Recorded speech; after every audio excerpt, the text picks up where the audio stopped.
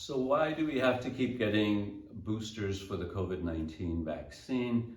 It's a good question. There are many vaccines that you get at childhood, which you never have to get boosters for again. But there are mainly three reasons for getting boosters for vaccines. Number one, a lot of the childhood vaccines came out as a single series, but then subsequently we had to get a second and a third dose. And that's because the vaccines did such a great job that they basically wiped out our natural exposure to the pathogens, and we have to actually introduce that pathogen again to remind our memory T cells and B cells that, yeah, they're needed, they're wanted. Because if you go 10 years, 20 years sometimes, and you never encounter anything in nature, then your body gets lazy and decides, well, this must not be a very important memory B cell for us to have. And then it might get written off. So that's one reason, because the vaccine has worked so well. The second reason for continuing to get boosters would be influenza, for example, where every year you have a different strain that does not have the same antigens, and so your antibodies that you raised the year before are no longer any good.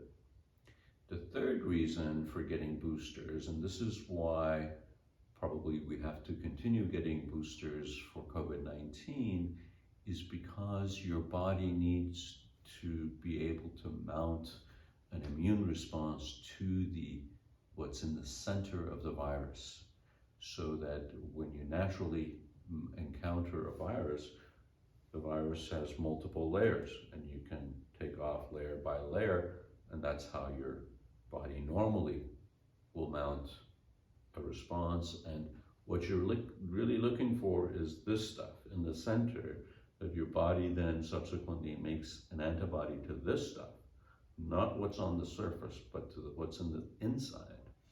And it doesn't do so when it first meets this guy. When it first meets this guy, it doesn't have a very good idea the shape of the antibody that has to fit against this. It has to go through a period of trial and error, which takes several weeks to months before you have the ideal high affinity antibody formed to the center of that onion. And then, and only then, is when your body decides, okay, we have perfected our approach to this pathogen. Now is worth our while to go ahead and make some memory cells.